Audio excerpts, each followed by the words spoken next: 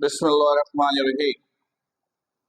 Students, एक मर्तबा फिर हम लोग यूनिट नंबर 21 के न्यूमेरिकल्स पे बात करेंगे। लास्ट सेगमेंट में हम लोगों ने न्यूमेरिकल नंबर 3 पर बात किया था। आज हम लोग इस सेगमेंट पे नंबर 4 पर बात करेंगे। तो बुक ओपन कर लीजिए, पेज नंबर 150, ताकि न्यूमेरिकल को आसानी से आप लोग सॉल्व कर सके। तो मैं पढ़ रहा हूं, आप लोग न्यूमेरिकल देखिए और समझिए। Number 4, the elastic limit of copper is this Newton per meter square। ये गिवन है stress, Newton per metre square, ये स्ट्रेस गिवन है। इलास्टिक लिमिट के अंदर ये उसकी वैल्यू है, यानी स्ट्रेस की वैल्यू है 1.5 exponent 8 newton per metre square. फिर कहता है by a load of 10 kg, ये जो स्ट्रेस जनरेट हुई 10 kg के लोड की वजह से, 10 kg के लोड की वजह से। फिर क्या है, find the diameter of the wire. Wire का डायमीटर पूछा है, डायमीटर पूछा है, डायमीटर पूछा है, सही है। और आपको पता है कि डायमीटर जो है वो 2 टाइम्स ऑफ रेडियस के बराबर होता है। डायमीटर किसके बराबर होता है? 2 टाइम्स ऑफ रेडियस के। तो आप कह भी सकते हो कि radius is equal to d/2। इस पर तो बहुत बातें हुई हैं। फिर क्या कहता है, if the elastic limit is not be exceeded, elastic limit में रहते हुए ये फोर्स अप्लाई की गई है, लोड अप्लाई किया गया है, डायमीटर अब आएगा, आपसे सिंपल पूछा है। देखिए एक दफा फिर, मास के जरिए स्ट्रेस जनरेट की गई है, मास के जरिए प्रेशर जनरेट किया गया है। तो अप्लाइड फोर्स किसके इक्वल होता है? फोर्स ऑफ ग्रेविटी के। और फोर्स ऑफ ग्रेविटी किसके बराबर होता है? बॉडी के वेट के। ये प्रीवियस न्यूमेरिकल में भी मैंने आपको हिंट दिया था। तो इसका मतलब ये हुआ कि यहां पर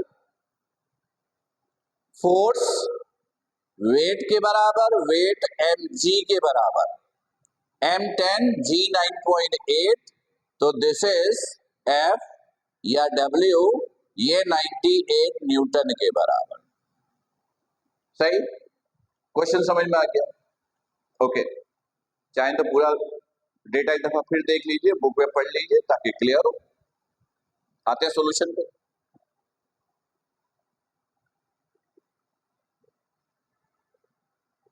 देखिएगा, स्ट्रेस बराबर होता है फोर्स पर यूनिट एरिया, ऐसे ही है। स्ट्रेस बराबर होता है फोर्स पर यूनिट एरिया।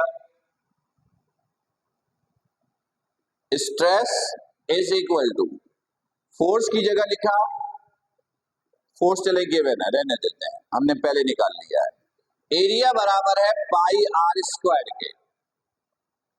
किसके बराबर है? पाई आर स्क्वायर के।